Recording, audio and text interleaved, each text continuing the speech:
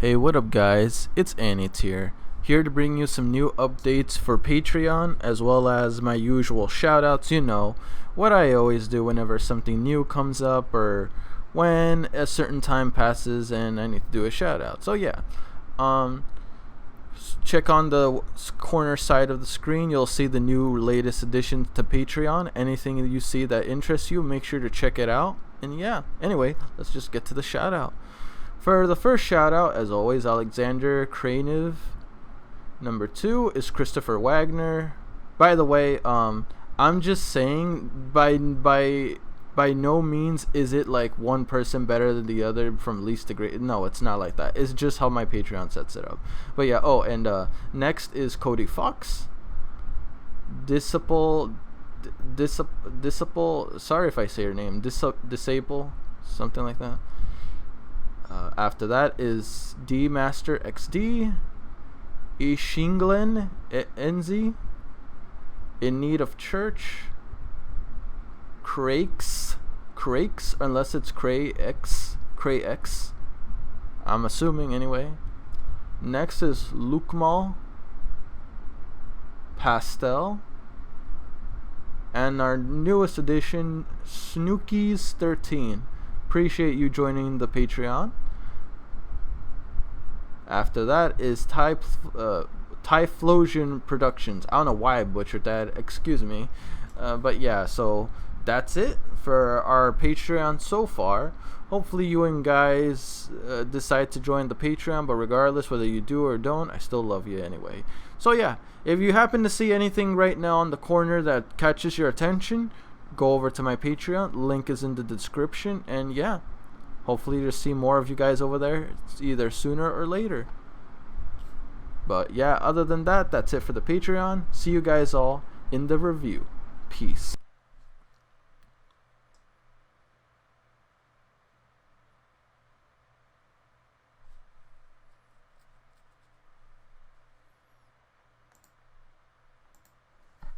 What up, guys? Annie Tier Guild Forever. Going to be talking about, I'm just going to call the short film Shelter.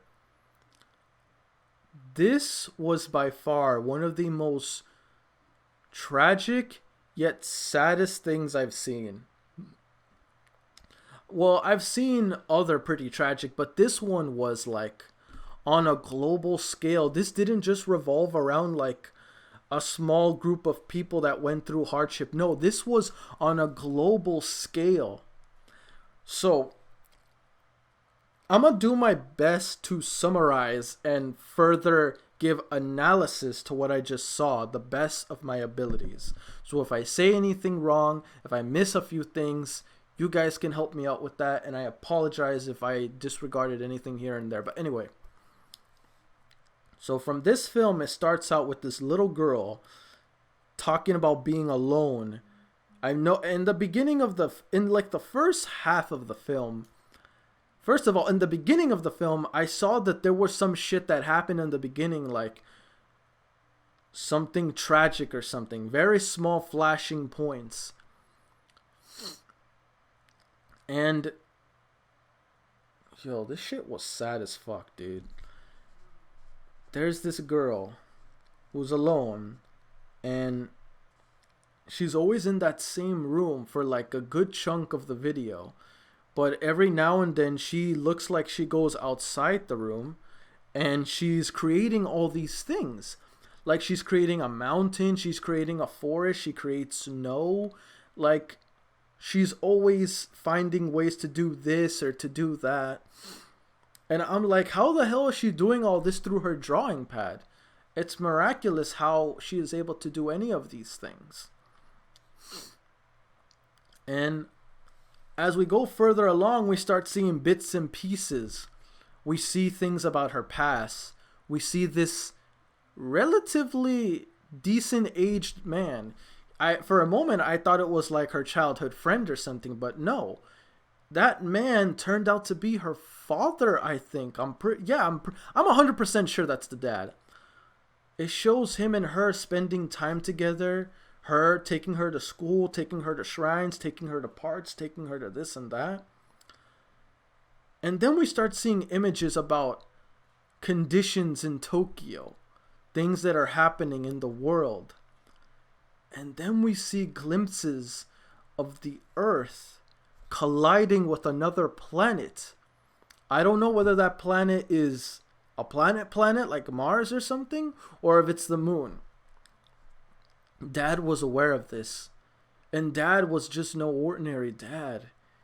It looked like he was some kind of engineer, because he developed, and in the development he created this machine where he can push his daughter into, like, he put his daughter into a machine that connects to her neural senses, I'm guessing, because it's connected to her spine in different sections. And when I saw that, the father only had enough research, and I'm assuming he only had enough time to develop only one pod. That's why he chose his daughter to go into it, and he stayed behind. I'm assuming the human race was completely eradicated, and she's the only one left. There's another thing I saw. When it showed like conditions in Tokyo, you saw like a woman at her bedside. I'm assuming that was the mother. The mother was at her bedside and she died, leaving only the father and the daughter. But the saddest thing, though, that the father died and couldn't go with her. And she's out in orbit, in space, completely away from all this from happening. Thank goodness. I mean, it's a bittersweet solution, because she's out there in the orbit of space by herself, completely away from what's going down on Earth, assuming anything is even going down on Earth. Maybe everyone is gone, or Earth is like on the verge of just completely going through, like it's gonna crack and destroy itself, along with the colliding planet, because it's literally colliding with Earth on the face. And I'm assuming a huge chunk of humanity, like people, died. She's up there, always feeling alone, always feeling sad, even though she can do all these crazy things in this virtual reality. I'm assuming what it is. She feels alone, because she checks her messages almost all the time, and she hasn't gotten any messages in over 2,578 days last time I saw. And it gets to her because she's always alone by herself. She knows what's going on with herself. She knows that she's right now up in orbit in this virtual reality plane that I'm not sure if she can go in and out of. Answer me this, guys. Do you think she can go in and out of this virtual plane? In the comment section below. Or is she stuck in that virtual reality while hovering in the vacuum of space? But here's the thing, though. How long can she even last like this? There's no way she can last forever, can she? Like, how is she living? How is she surviving? I'm assuming the pod has sustained her life for a few years, because that was a big jump from little girl to like teenager-ish. She looks like 13 or 14. That's quite a few years. So am I inclined to believe this pod is sustaining her life for like the rest of her life, for a few amount of years? What do you guys think on that? Let me know in the comment section below. But here's the biggest thing that got to me, and I really, really want to know, or if anyone knows anything, whether it's opinion or canon. What was that one notification? Because she always checks her messages, and she never got anything for 2,578 days. Randomly, she gets a notification and she read it. And after she read it, she says, because I have those memories, I'm stronger and I'm okay. That is fucking sad, dude. But what was that notification? What was it that she read? Was it a message from her father? And if it was a message from her father, why didn't it come out right now? Was it meant to appear at a certain point in her life? Or did it appear right then and there because that's a sign that humanity is not completely wiped out, that humanity is alive and someone's gonna go up there and save her and bring her down to Earth. But even if she's brought back to Earth, can she even be saved? Like, her body is completely attached to that pod. So would she even be able to, live or do anything? But I'm assuming her father made that pod for her as a chance for her to escape the disaster of what was going down on Earth, while at the same time something to keep her lifeline available until rescue comes. Because after all, it's called shelter. It's not something permanent. It's only temporary until someone saves this girl.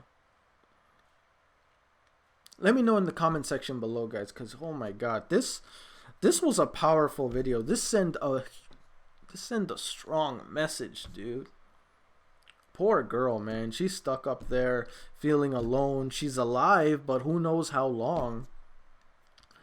Assuming like humanity is, I'm going to assume a huge chunk of humanity is gone, but not everyone is dead. There has to be a few survivors here and there. Hell, there's supposed to be people up there on orbits, on satellites, looking down on the Earth for a certain amount of years. There's got to be people that's going to find her and take her in. That way, at least she has someone there. At least there's humans there. That way, humanity isn't completely off the surface of the Earth. But we'll see. I guess I'll go into questions. Question 1. Can someone please answer me what was that notification she got and what did it meant? Question 2. What were your initial thoughts? What was the most eye-catching thing that you thought after you finished the video? What was the number one thing that sunk into your head the moment the video ended? Let me know in the comment section below. Excuse me. Anyway, guys, that's it for this video. Don't forget to like, comment, sub if you haven't already. Really motivates me to put more content out there for you guys as my guildmates, and I'll see you guys all in the next video. Peace. I'm out.